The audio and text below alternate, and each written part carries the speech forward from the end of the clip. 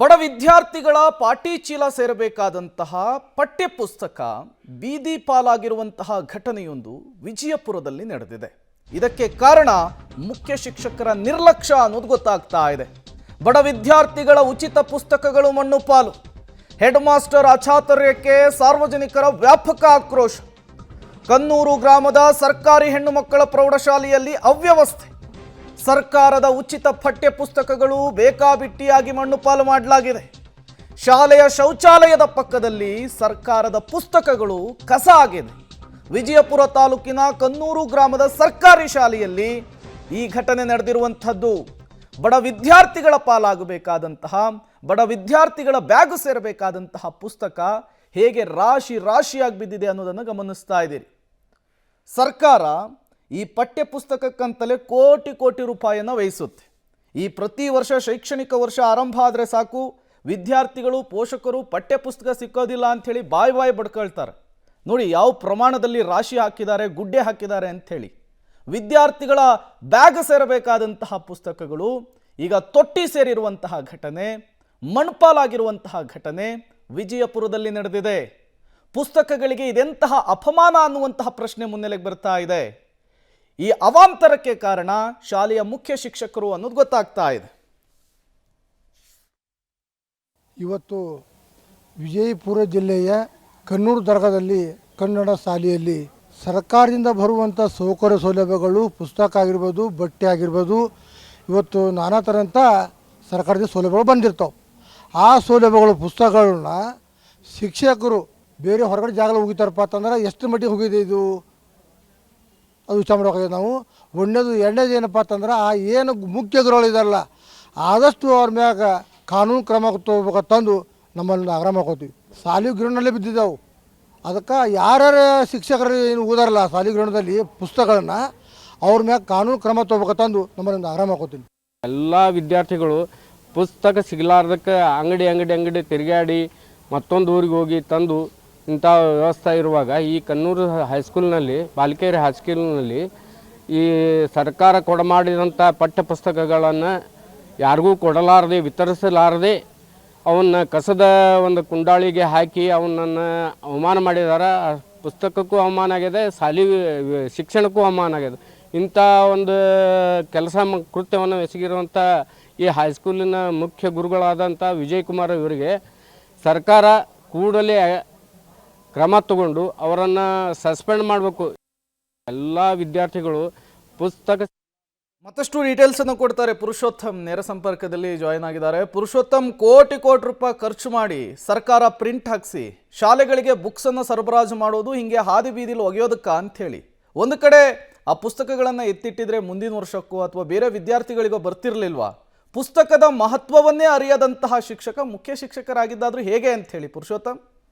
ಖಂಡಿತ ಪ್ರೇಮ, ಈ ಪುಸ್ತಕಗಳನ್ನ ಎಸೆದಿದ್ದು ನೋಡಿದರೆ ಸಾಕು ಕಣ್ಣಲ್ಲಿ ನೀರು ಬರ್ತದೆ. ಯಾಕಂತಂದರೆ ಅನೇಕ ಬಡ ಮಕ್ಕಳಿಗೆ ಏನು ಅಂತಂದರೆ ಈ ಪುಸ್ತಕಗಳನ್ನೇ ಕಣ್ಣೀರಿಡ್ತಾರೆ, ಅವರ ಪಾಲಕರು ಬೀದಿ ಅಲಿತಾರೆ. ಯಾಕಂದರೆ ಈ ಪಠ್ಯ ಪುಸ್ತಕಗಳು ಹೆಚ್ಚಾಗಿ ಕಡಿಮೆ ಸಿಗ್ತವೆ, ಎಲ್ಲ ಒಂದು ಬಡ ವಿದ್ಯಾರ್ಥಿಗಳಿಗೆ ರೀಚ್ ಆಗಲಿಕ್ಕಾಗಲ್ಲ. ಅದೇ ನಿಟ್ಟಿನಲ್ಲಿ ಏನಂತಂದರೆ ಅನೇಕ ಬಾರಿ ಪುಸ್ತಕ ರೀಚ್ ಆಗಲಾರ್ದಕ್ಕೆ ಒಂದೇ ಪುಸ್ತಕದಲ್ಲಿ ಅನೇಕ ವಿದ್ಯಾರ್ಥಿಗಳು ಓದುವಂಥ ಪರಿಸ್ಥಿತಿ ಕೂಡ ನಾವು ಕಂಡಿದ್ದೀವಿ.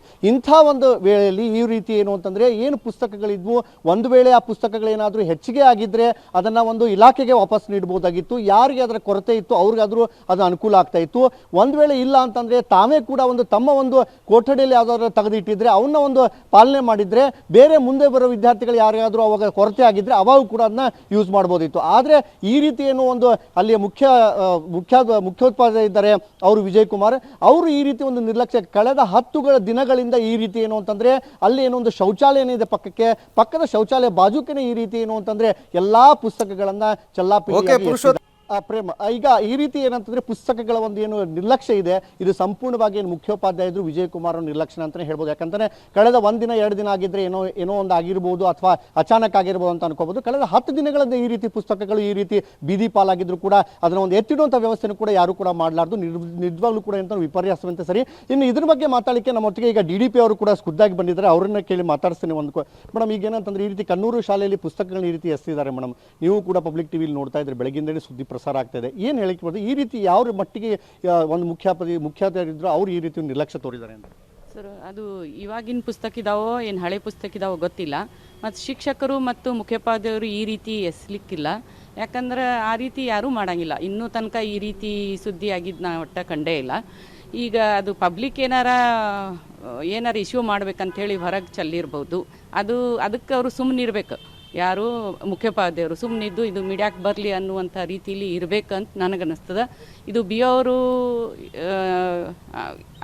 ಗ್ರಾಮೀಣ ಬಿ ಅವರು ಅಲ್ಲಿ ಇದಾರ ಬಳೂಳ್ಮಟ್ಟಿ ಅಂಥೇಳಿ ಅವ್ರಿಗೂ ಇದು ಅವರ ಇದಕ್ಕೆ ಬಂದಿರಲಿಕ್ಕಿಲ್ಲ ನೆದರಿಗೆ. ಯಾಕಂದ್ರೆ ಅವರು ತಕ್ಷಣ ಆ್ಯಕ್ಷನ್ ತಗೊಳ್ಳೋರವರು. ಹೀಗಾಗಿ ಅದೇನಾಗ್ಯದ ಅನ್ನೋದು ನಾವು ವಿಚಾರ ಮಾಡಿ ಕ್ರಮ ಕೈಗೊಳ್ತೀವಿ ಸರ್. ಅಲ್ಲ, ಈ ರೀತಿ ಮುಖ್ಯೋಪಾಧ್ಯಾಯರು ಒಂದು 10 ದಿನಗಳಿಂದ ಮೇಡಮ್ ಅಲ್ಲಿನೇ ಬಿದ್ದಿದ್ದ ಪುಸ್ತಕಗಳು. ನಮಗಿರೋ ಮಾಹಿತಿ ಪ್ರಕಾರ ಏನು ಅಂತಂದರೆ ಆ ಪುಸ್ತಕಗಳನ್ನು ಏನು ಅಂತಂದರೆ ಅವರು ಅಂದರೆ ಏನು ಉಳಿದಿದ್ದು ಶಾಲೆಗೆ ಏನು ಒದಗಿಸಿದ್ರು ಅದರಲ್ಲಿ ಉಳಿದಂಥ ಪುಸ್ತಕಗಳಿದ್ವು ಅಂತೇಳಿ ಅದನ್ನು ಎಲ್ಲೋ ಒಂದು ಕಡೆ ಶೇಖರಣೆ ಮಾಡಿ ಇಡ್ಬೋದಿತ್ತು, ಅಥವಾ ಶೇಖರಣೆ ಮಾಡಿಟ್ಟಿದ್ದೆ ಈ ರೀತಿ ಬೀದಿಗೆ ಬರಲಿಕ್ಕೆ ಕಾರಣ ಏನು ಅಂತ. ಅದಕ್ಕೆ ಯಾವ ರೀತಿ ಕ್ರಮವನ್ನು ತಗೊಳ್ಳಿಕ್ಕೆ ಈಗ ಮುಂತಿರ ಸರ್? ಈಗ ನಾವು ಬುಕ್ ಬ್ಯಾಂಕ್ ಅಂತ ಮಾಡಿರ್ತೀವಿ, ಹಳೆ ಪುಸ್ತಕಗಳನ್ನು ಕಲೆಕ್ಟ್ ಮಾಡಿರ್ತೀವಿ ಮತ್ತು ಹೊಸ ಪುಸ್ತಕಗಳು ಬಂದಿರ್ತಾವೆ. ಆ ಪುಸ್ತಕಗಳು ಬರೋಕ್ಕಿಂತ ಮುಂಚೆ ಅವು ಕೊಟ್ಟಿರ್ತೀವಿ ನಾವು. ಈಗೇನು ಆ ರೀತಿ ತೊಂದರೆ ಆಗಿಲ್ಲ. ಪುಸ್ತಕಗಳು ಹೊಸ ಬಂದ ಕೂಡಲೇ ಕೊಟ್ಬಿಟ್ಟಿವಿ. ಅವು ಏನಿದಾವೆ ಅನ್ನೋದು ನಾ ಸ್ವಲ್ಪ ನೋಡಬೇಕಾಗ್ತದೆ ಸರ್. ಯಾಕಂದ್ರೆ ಯಾವ ರೀತಿ ಪುಸ್ತಕ ಇದಾವೋ, 2 ವರ್ಷ ಹಿಂದೆ ಪುಸ್ತಕ ಇದಾವೋ, ಈ ವರ್ಷದ ಬುಕ್ ಬ್ಯಾಂಕ್ ಪುಸ್ತಕ ಇದಾವೋ ನೋಡಬೇಕಾಗ್ತದೆ ಸರ್.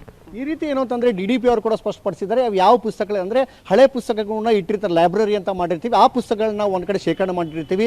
ಅವು ಆ ಪುಸ್ತಕಗಳ ಅಥವಾ ಏನಾದರೂ ಹೊಸದಾಗಿ ಏನು ಪುಸ್ತಕಗಳನ್ನ ಒದಗಿಸಿದ್ವಿ ಆ ಪುಸ್ತಕಗಳನ್ನು ಕೂಡ ಪರಿಶೀಲನೆ ಮಾಡ್ತೀನಿ. ಪರಿಶೀಲನೆ ಮಾಡಿದ ನಂತರ ಯಾರು ತಪ್ಪಿತಸ್ಥರಿದ್ದಾರೆ, ಏನು ವಿಜಯಕುಮಾರ್ ಅಥವಾ ಮುಖ್ಯೋಪಾಧ್ಯಾಯರು ಅಂದರೆ ಅವ್ರು ಏನೋ ತಪ್ಪಿತಸ್ಥರಿದ್ದಾರೆ ಎಲ್ಲನೂ ಕೂಡ ಪರಿಶೀಲನೆ ಮಾಡಿ ತದನಂತರ ನಾವು ಒಂದು ಕ್ರಮಕ್ಕೆ ಜರುಗಿಸ್ತೀನಿ ಅನ್ನೋದು ಕೂಡ ಭರವಸೆನ ಈಗ DDP ಅವರು ನೀಡಿದ್ದಾರೆ. Prem, okay, thank you Purushottam. ತಮ್ಮೆಲ್ಲ ಮಾಹಿತಿಗಾಗಿ 100ಕ್ಕೂ ಅಧಿಕ ಮಕ್ಕಳು ವಿದ್ಯಾಭ್ಯಾಸ ಮಾಡ್ತಾ ಇದ್ದಂತಹ ಶಾಲೆಯಲ್ಲಿ ಇದ್ದಂತಹ ಪುಸ್ತಕಗಳನ್ನು ಬೀದಿ ಪಾಲಾಗಿರುವಂತಹ ಘಟನೆ ವಿಜಯಪುರದಲ್ಲಿ ಆಗಿರುವಂಥದ್ದು.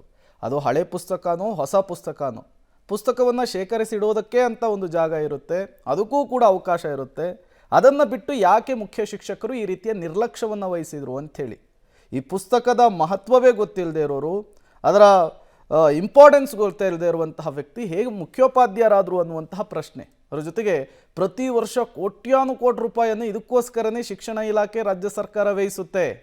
ಆ ಹಣ ಪ್ರಿಂಟ್ ಆಗಿರುವಂತಹ ಬುಕ್ಕನ್ನು ನೀವು ಗಮನಿಸ್ತಾ ಇದ್ದೀರಿ. ಮತ್ತೊಂದು ಕಡೆ ಪ್ರತಿ ವರ್ಷ ಈ ಶೈಕ್ಷಣಿಕ ವರ್ಷ ಆರಂಭ ಆಗಿಬಿಟ್ರೆ ರಾಜ್ಯದ ಹಲವು ಕಡೆಗಳಲ್ಲಿ ಸರಿಯಾಗಿ ಪಠ್ಯಪುಸ್ತಕ ಸಿಗ್ತಾ ಇಲ್ಲ ಅಂಥೇಳಿ ಪೋಷಕರು ಮತ್ತು ವಿದ್ಯಾರ್ಥಿಗಳು ಆತಂಕದಲ್ಲಿಯೇ ದಿನ ದೂಡಬೇಕಾದಂತಹ ಪರಿಸ್ಥಿತಿಯೂ ಇರುತ್ತೆ. ಅಂತಹ ಪುಸ್ತಕಗಳನ್ನು ಯಾವ ರೀತಿ ಬೀದಿ ಬದಿಯಲ್ಲಿ ಗುಡ್ಡೆ ಹಾಕಿದ್ದಾರೆ ಅನ್ನೋದನ್ನು ನೀವು ಗಮನಿಸ್ತಾ ಇದ್ದೀರಿ. ಸಾರ್ವಜನಿಕರು ಕೂಡ ವ್ಯಾಪಕವಾಗಿ ಆಕ್ರೋಶವನ್ನು ಹೊರಹಾಕ್ತಿದ್ದಾರಂತೆ. ಮುಖ್ಯೋಪಾಧ್ಯಾಯರ ನಿರ್ಲಕ್ಷ್ಯತನವೇ, ಅವರ ಬೇಜವಾಬ್ದಾರಿತನವೇ ಈ ರೀತಿ ಶೌಚಾಲಯದ ಪಕ್ಕದಲ್ಲಿ ಪುಸ್ತಕಗಳನ್ನು ಗುಡ್ಡೆ ಹಾಕಲಿಕ್ಕೆ ಪ್ರಮುಖ ಕಾರಣ ಅಂತ ಹೇಳ್ತಾ ಇದ್ದಾರೆ.